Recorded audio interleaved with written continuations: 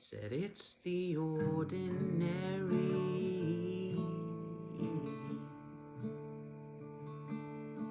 that's extraordinary.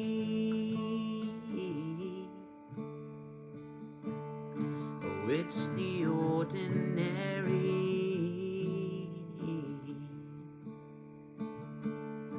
that's extraordinary.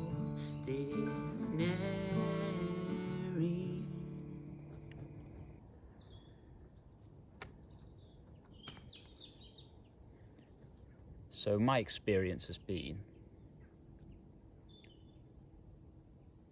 through life, I was a very happy child. Very wild, happy, free child. And then when I got to early teenage years, maybe 14, I started to become quite serious. I was still a little bit silly, I was still a little bit happy, but I became a bit more serious. And then when I turned 18 and went off to university, I became even more serious. And there's reasons for that. I was going through a lot of emotional stuff. I started experiencing depression when I was 18 and anxiety. And then when I was 21, I became very, very serious because I started experiencing just incredibly intense psychological suffering, which if you've watched my other videos, you will have heard me talking about. I'm just wary that I might be covering the mic with my hand, so hopefully you heard that. When I was 21, I got even more serious about finding freedom from this suffering, serious about, like, what the hell is life? What the hell is life? Jesus Christ.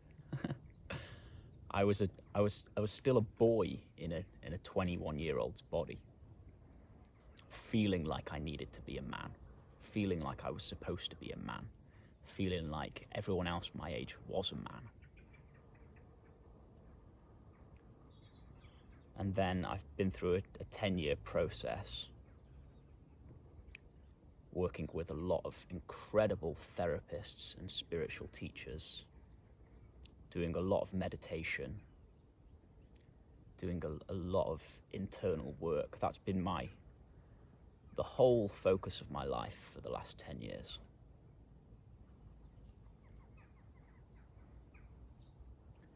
And then, although in some ways I feel like I'm finally just starting to become a man, simultaneously with that, I'm becoming more and more like a child, more and more in touch with that innocent love inside of my heart, more and more in touch with just this playful energy.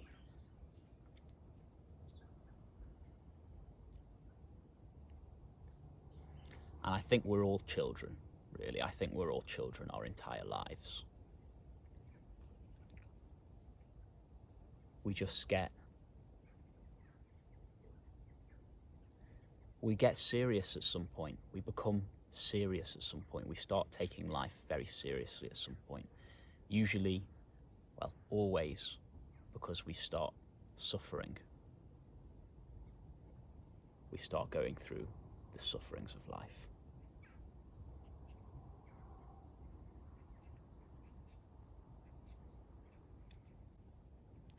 And for me, that's what the spiritual path is. That's what the spiritual journey is.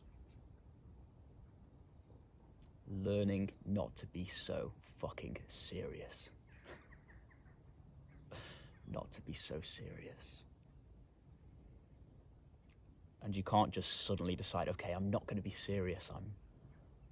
I'm just going to be happy. I'm just going to be carefree. I'm just going to be like a child again. No, you start to be put in touch with that innocence within your heart, with the light behind your eyes, with the innocence behind your eyes, with the joy in your heart, through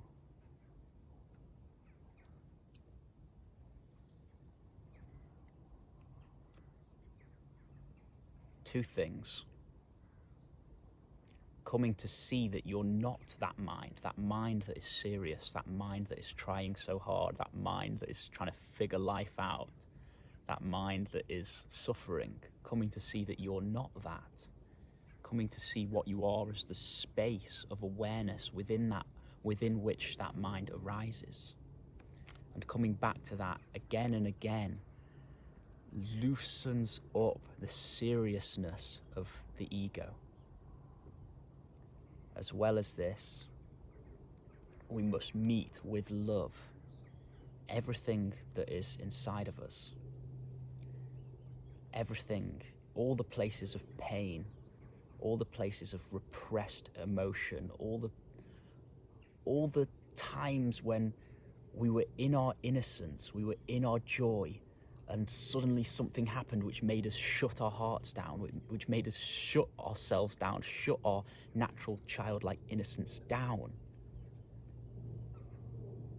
All of those places where we had to shut that innocence down in the past, where we had to shut our joy down in the past.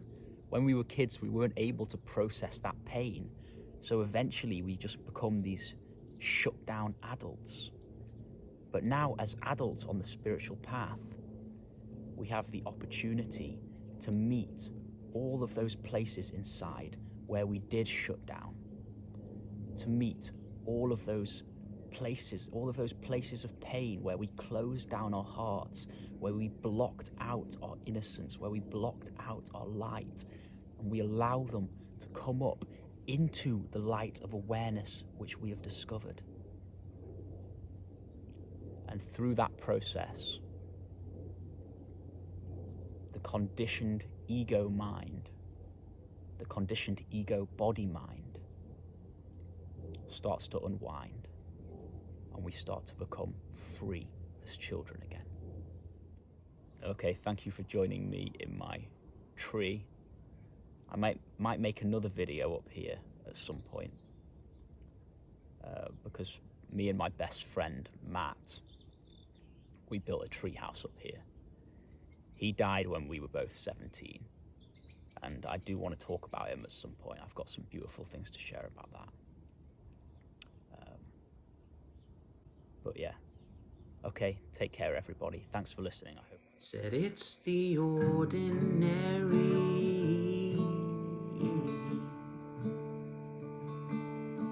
that's extraordinary. Oh, it's the ordinary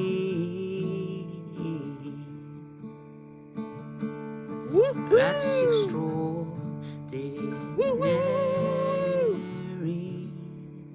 Woohoo!